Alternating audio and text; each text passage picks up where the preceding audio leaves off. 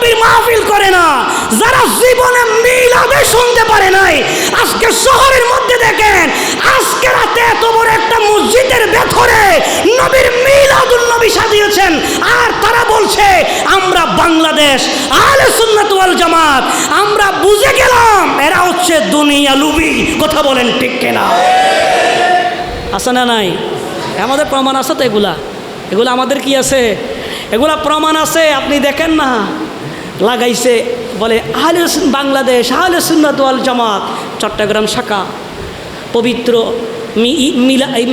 ঈদ নাই, মিলাদুন নবী সাল্লাল্লাহু আলাইহি ওয়াসাল্লাম মাহফিল, বক্তা হচ্ছেন অমুক, এটা হচ্ছেন অমুক। এখানে আমাদের সুন্নিদের কেউ, আরো জোরে বলেন না, সুন্নিদের কেউ নাই। বলে এটা করছে কেন? ওই যে ওই ব্যক্তি এতদিন মিথ্যা বলে আসছে, যখন তার সামনে যখন দুনিয়ার সম্পদ চলে আসছে তখন সে সুরটা ফাল্টিয়ে ফেলেছে। সে বলে এটা তো আর বাদ দিতে পারি না, সামনে আমাদের দরকার আছে। এবার তারা মিলাদুন নবীর মাহফিল আরম্ভ করে দিছে।